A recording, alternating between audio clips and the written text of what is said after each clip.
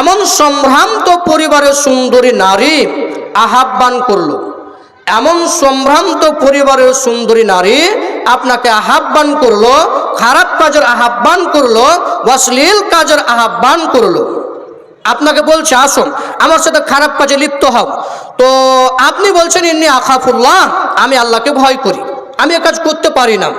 আসলেই যারা এই আল্লাহকে ভয় করে এবং বলেন যে সম্ভ্রান্ত পরিবারের সুন্দরী নারী, একজন রমণী নারী আপনাকে আহ্বান করলো, আর আপনি বললেন ইন্নী আখাফুল্লাহ, আমি আল্লাহকে ভয় করি।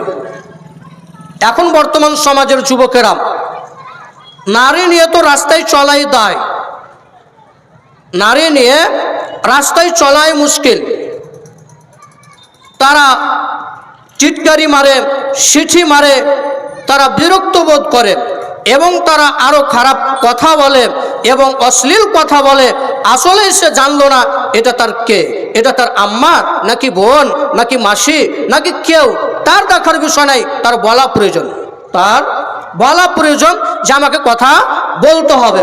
অতএব আমরা বলতে চাইছিলাম যে সম্ভ্রান্ত সুন্দরী নারী আপনাকে আহ্বান করলো খারাপ কাজের, অশ্লীল কাজের, জেনা করার জন্য আহ্বান করলো, তারপরে বললেন ইন্নী আখাফুল্লাহ, আমি আল্লাহকে ভয় করি।